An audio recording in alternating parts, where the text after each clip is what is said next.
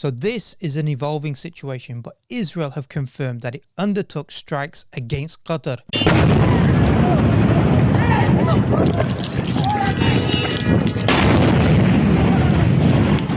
And I say against Qatar and not Hamas because Qatar is supposedly a sovereign entity, a mediating country that hosts Hamas's political leadership to help negotiate a ceasefire between Israel and Hamas over the onslaught that's taking place in Gaza. Can you imagine that Israel bombs a country that, at least on the face of it, is trying to mediate peace, a sovereign state, and they struck a residential building in the capital of Qatar?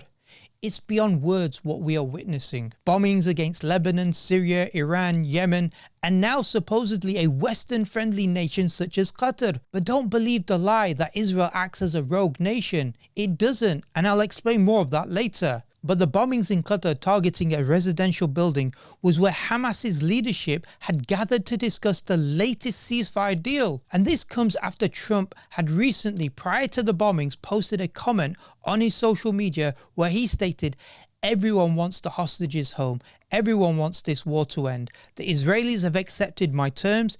It is time for Hamas to accept as well. I have warned Hamas about the consequences of not accepting.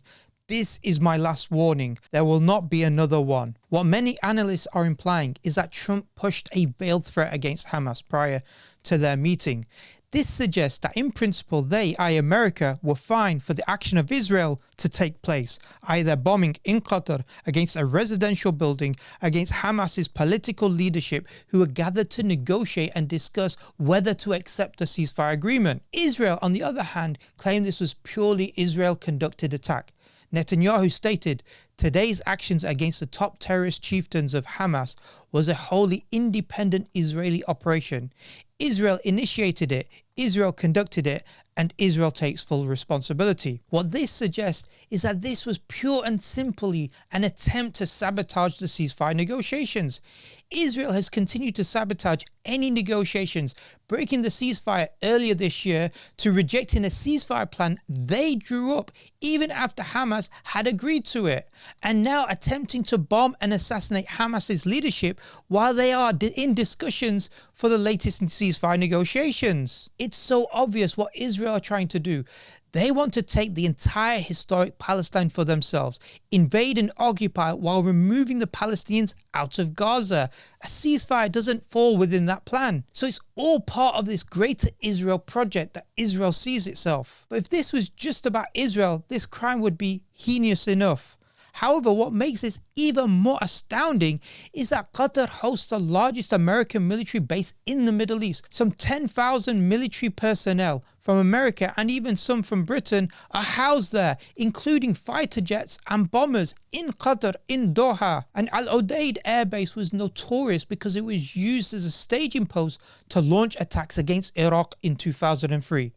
So the idea that the Israeli Air Force, which was able to send over 15 aircrafts, they've admitted to this by the way, engage in aerial refueling before a strike against Qatar, probably crossing Arab countries' airspace like Jordan and Saudi Arabia, and yet America wouldn't have known about this, seems unthinkable. In fact, reports have come out that America, the White House, was informed prior to the attack.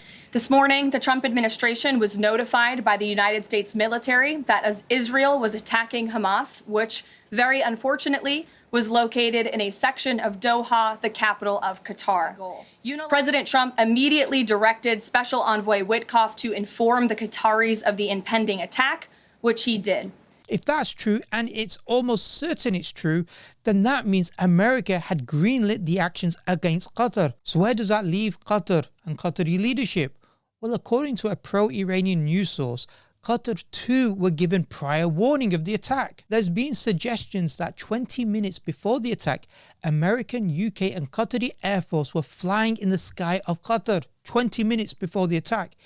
If true, it shows utter betrayal from the Qatari government. But even if we say Qatar didn't know of the attack, while at the same time America being informed, then it shows how America treats its allies in the Middle East. It abuses them, betrays them, and simply are just not trustworthy at all.